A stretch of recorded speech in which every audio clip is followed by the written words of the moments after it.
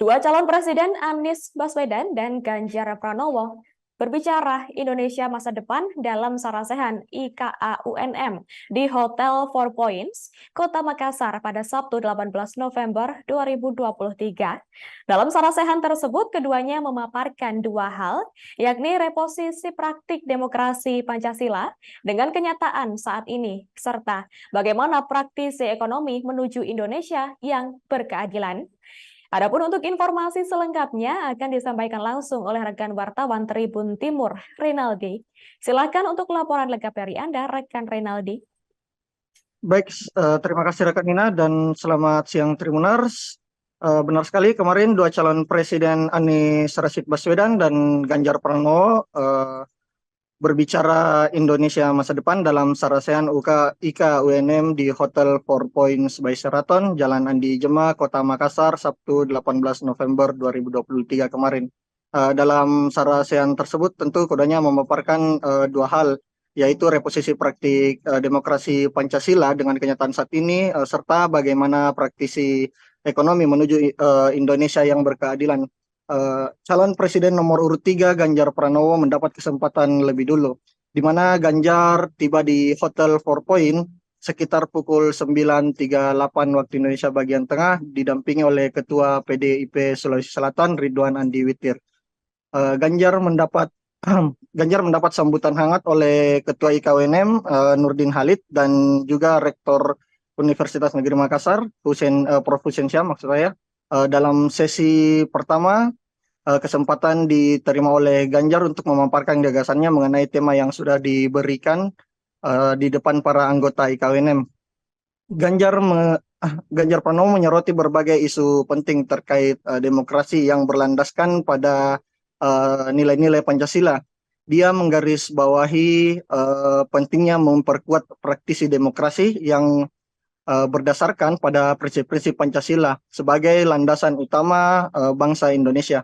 Selain itu, dalam konteks ekonomi, Ganjar Pranowo menyampaikan gagasan untuk mendorong pertumbuhan ekonomi yang inklusif, di mana setiap lapisan masyarakat dapat merasakan manfaatnya. Visi ekonominya mencakup langkah-langkah konkret untuk meningkatkan kesejahteraan masyarakat yang ada di Indonesia.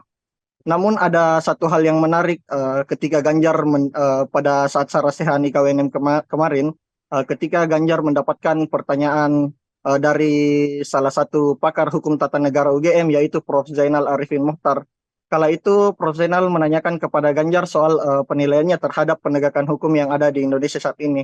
Dirinya ingin mengetahui bagaimana penilaian Ganjar sebagai calon presiden terkait penegakan hukum dan HAM, dan setelah dan sebelum adanya putusan Mahkamah Konstitusi, apakah masih sama dengan sebelumnya atau sudah tidak sama? Sontak Ganjar yang mendengar hal tersebut langsung menjawab pertanyaan dari Prof. Zainal. Tak segan-segan Ganjar langsung juga memberikan nilai poin 5 terkait penegakan hukum dan HAM di masa Presiden Joko Widodo saat ini. Pasalnya ada beberapa kasus yang mencuat beberapa waktu lalu yang membuat penilaian dari Ganjar turun terhadap penegakan hukum dan HAM di Indonesia. Namun pada saat sarasehan kemarin, Ganjar enggan untuk mengungkap kasus apa yang membuat dirinya memberikan nilai 5 kepada penegakan hukum dan HAM pada era Presiden Joko Widodo. Adapun faktor rekayasa dan intervensi juga menjadi salah satu hal dari penilaian Ganjar terhadap penegakan hukum dan HAM yang menurun saat ini. Lalu pada sesi kedua, giliran dari calon presiden nomor urut 1 yaitu Anies Rashid Baswedan. Anies sendiri tiba di Hotel Four Points sekitar pukul 14.54 waktu Indonesia bagian tengah kemarin di Hotel Four Points. Anies juga tiba didampingi oleh anggota DPD RI Bapak Tamsil Lindrung, mulai dari depan hotel hingga ke dalam ruangan. Sama halnya dengan Ganjar, Anies juga mendapatkan sambutan hangat oleh Ketua IKWNM Bapak Nurdin Halid dan Rektor UNM Prof. Hussein Syam. Di depan para IKWNM, Anies juga menyampaikan gagasannya mengenai kebebasan berpendapat dan berekspresi harus dijaga. Pasalnya kebebasan berpendapat yang ada di Indonesia saat ini, kata Anies, dinilainya tertutup akibat adanya Undang-Undang ITE.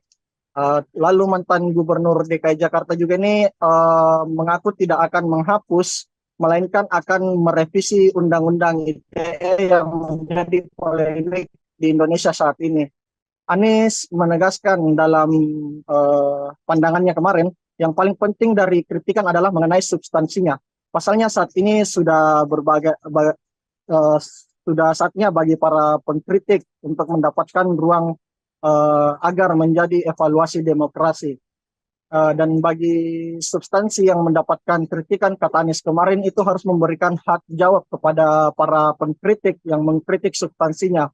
Adapun kata Anies, Indonesia diibaratkan saat ini seperti halnya negeri Konoha yang berada di serial Naruto saat ini.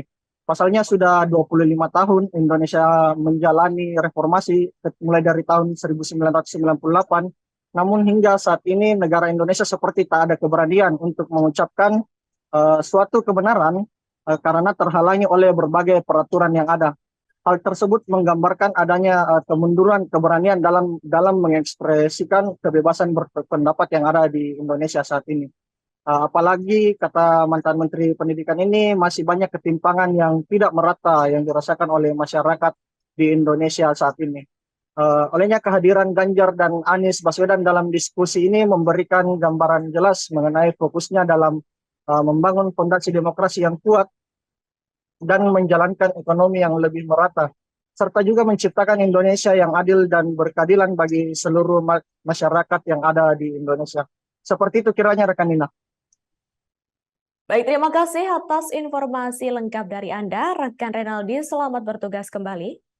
Download Tribun X sekarang, menghadirkan lokal menjadi Indonesia.